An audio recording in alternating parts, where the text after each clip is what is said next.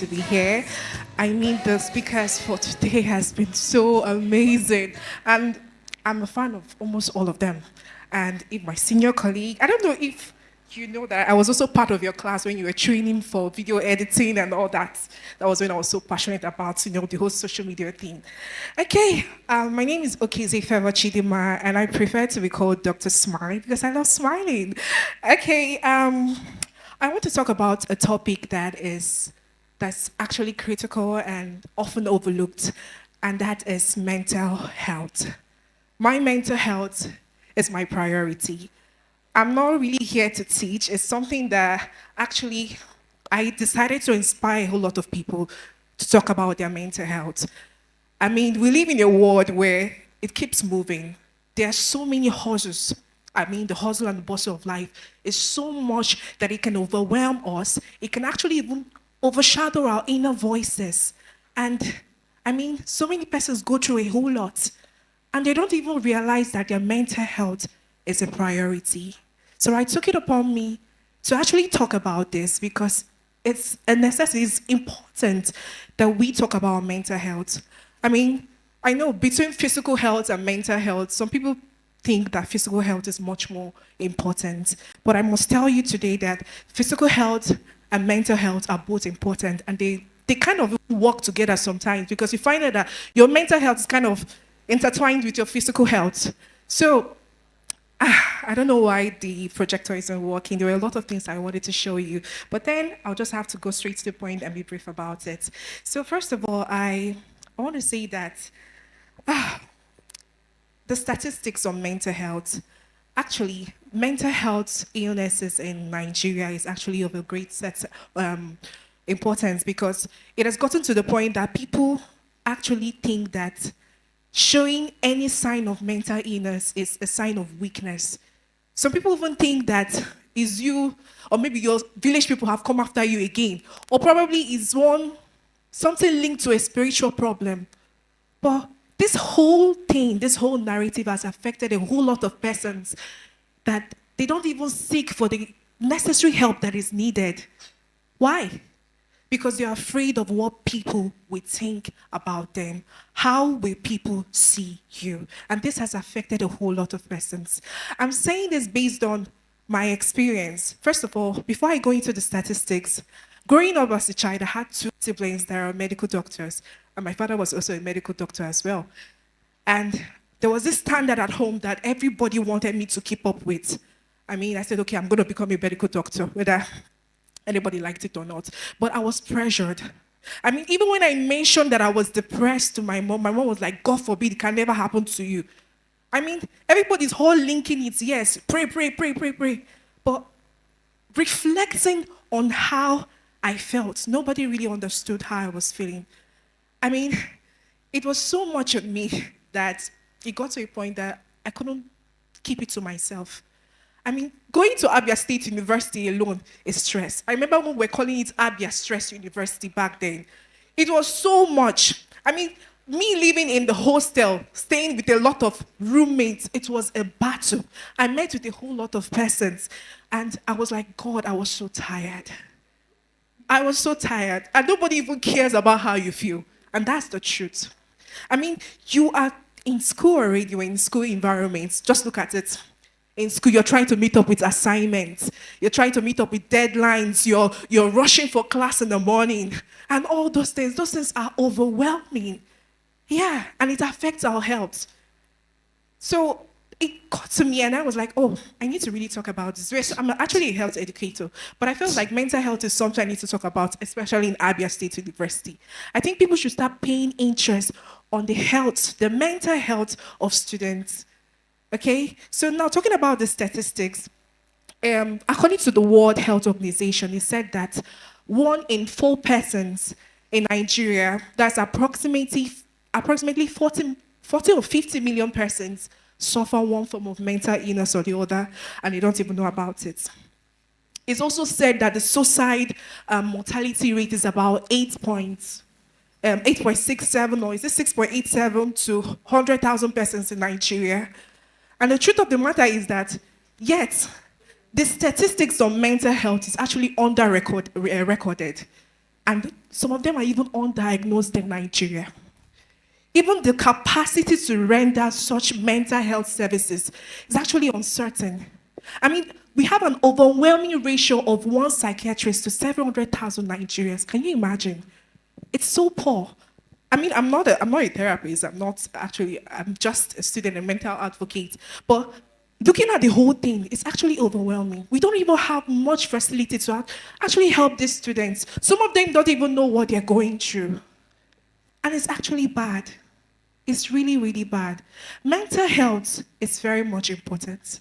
It actually encompasses your emotional, social, and psychological well-being. It affects the way you think. It affects the way you feel. It affects the way you relate with your friends. It even affects the choices that you make. I don't know if you get what I mean. So I feel like each and every one of us here has had our own fair share of mental illness. I mean, when we call mental illness, everyone's all thinking, They expect until when you're walking the streets of ABSU naked, that's when they can say you're having a mental. That's bad. There are so many mental diagnosis of so many mental issues. I mean, the ones that are very popular to us is depression, anxiety disorder, bipolar disorder, schizophrenia, substance use disorder. Okay, these ones are the ones that are very popular to us. Okay, so these mental issues are the ones that are so much popular, especially in our environment today. I mean, depression is a mood disorder where you find yourself saddened, and like most times, you don't even enjoy doing the things that you love doing. Or probably anxiety, where you find yourself doing some important things in your life and you're not having this form of fear. I mean, anxiety sometimes even affects you physically. You find yourself fidgeting, you find yourself sweating, and all that. Or probably schizophrenia. That one is more like, it's a big one. It's a psychiatric problem where you find people that are actually lost reality.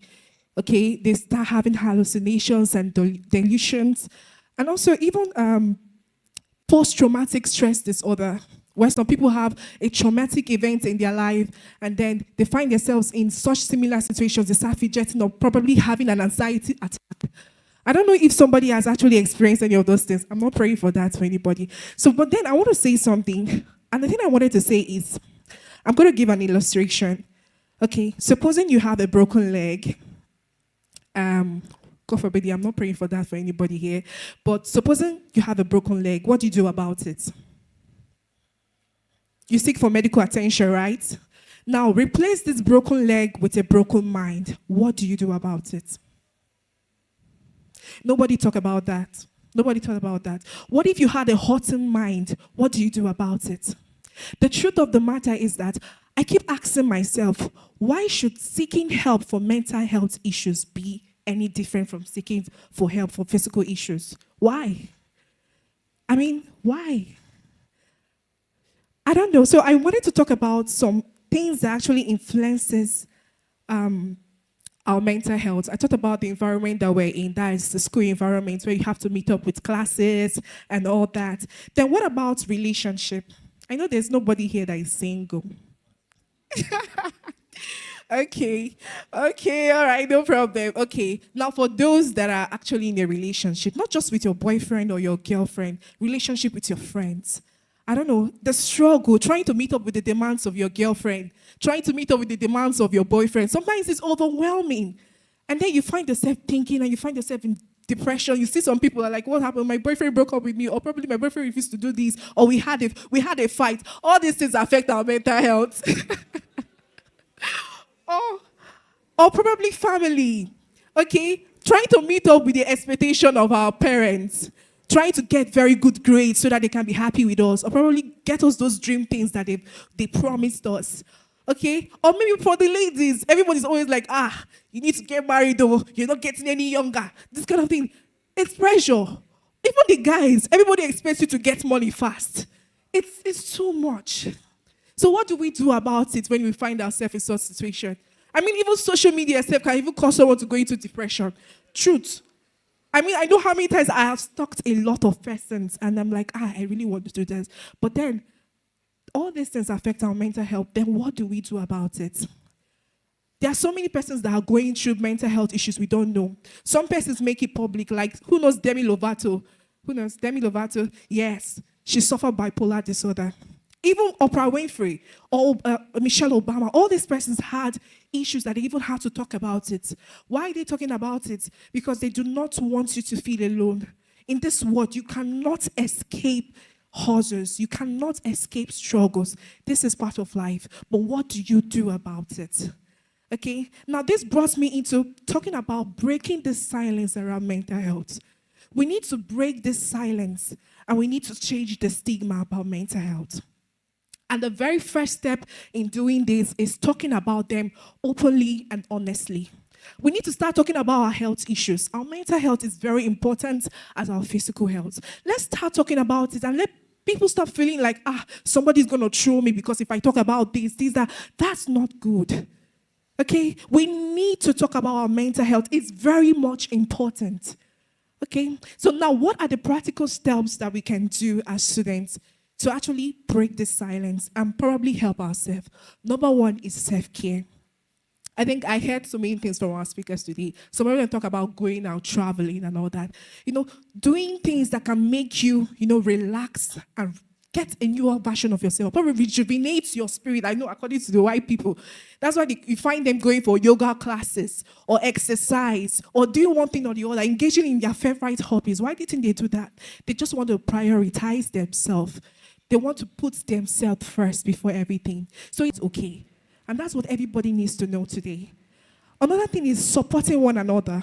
We don't support each other. Sometimes I find people, when you talk about your issues, some people begin to what? They begin to castigate you or they begin to judge you. The truth of the matter is that when somebody finds out that you actually care about them, it can actually make a big difference in the world. And then another thing is education. We need to educate ourselves about what mental health is all about. It's not about you being running mad or all those kind of stuff. It involves your emotions, how you feel about things. Okay? So we need to be able to recognize the signs and symptoms to know when we're falling into it again and do something about it. So then there are some other things I also wanted to talk about, and that is the role that the institution or the university can do to actually break the silence as well, is that they need to look for ways to actually provide mental health services. I mean, I know abroad, watching movies and all that, I know there are group therapy classes. We have group therapy sessions, having a therapist, having a counselor. I mean, some counselors in school don't even know what mental health is, and they cannot even talk to you about it. So I think the staffs should also know what mental health is, so they can be able to also recognize the signs and symptoms in their students. Okay, and then there's a role for talking about mental health, like creating awareness, the awareness campaign about what mental health is, so that people will not have to just be in the dim light and just suffering on their own. Okay, so these are the things that came to my mind, and I was just like, I really need to talk about students of Abia State University, what mental health is all about. It's very, very important. And in conclusion, I'll be saying that mental health matters. It matters to me, matters to you, it matters to everyone. It's a collective action, okay? We need to create an environment where people are not afraid to say that they're not okay. We need to create an environment where people can actually talk about their problems and not scared about them. We need to create an environment where people know that they can get the support and care that they need. Please, let's remove the whole narrative about mental health being a weakness. Because the further you can talk about your mental issue, it involves a whole lot of strength and courage. So I encourage you all to please use this moment to actually check on yourself. Am I really okay? Check on your loved ones, your friends, every other person. And we should also try our best to support one another. Thank you very much.